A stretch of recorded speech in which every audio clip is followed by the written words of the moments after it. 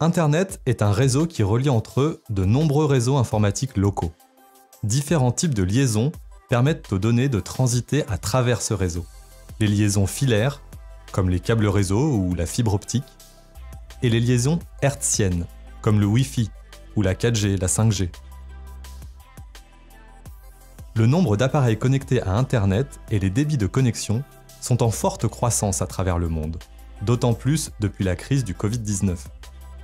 Une grande partie du trafic Internet est due aux activités de loisirs numériques comme le streaming vidéo ou les jeux vidéo. Dans un réseau, lorsque deux machines communiquent entre elles, elles échangent des données qui sont orientées et passent par de nombreux routeurs. Ces échanges suivent des règles très précises, dont les protocoles TCP et IP. Le protocole IP a pour rôle d'acheminer les données à travers le réseau, en les faisant transiter d'un émetteur vers un récepteur. L'un et l'autre possèdent une adresse IP unique qui permet au protocole IP de se repérer à travers le réseau. Le protocole TCP, quant à lui, assure la transmission des données lorsque deux machines communiquent. Ce protocole fixe les règles de découpage des volumes de données, d'envoi, de vérification de l'intégrité de la réception et de réassemblage.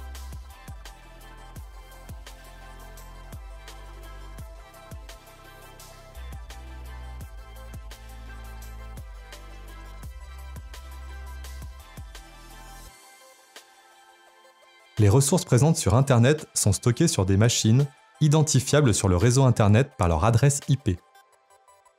Cette adresse IP est une combinaison de nombres difficilement mémorisables.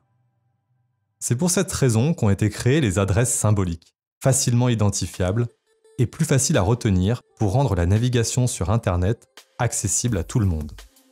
Lorsqu'un utilisateur souhaite accéder à une ressource, il utilise une adresse symbolique. Cette adresse est alors analysée par un serveur DNS qui recherche l'adresse IP correspondante en sollicitant d'autres serveurs. Ce protocole agit comme un grand annuaire d'Internet. Une fois sa mission remplie, il renvoie à la machine de l'internaute l'adresse IP du serveur associé à l'adresse symbolique. Une fois qu'il la connaît, la machine de l'internaute peut donc accéder à la ressource demandée en envoyant des requêtes au bon serveur.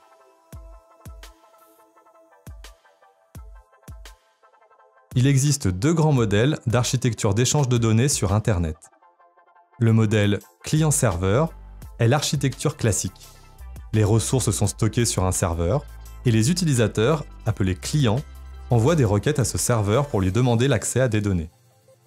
Le second modèle est le modèle pair à pair ou peer-to-peer.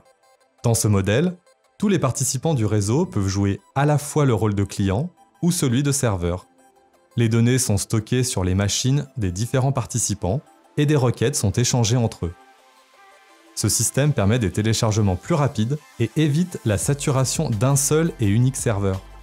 Il conserve néanmoins une mauvaise réputation en raison des échanges illégaux de contenu soumis aux droits d'auteur.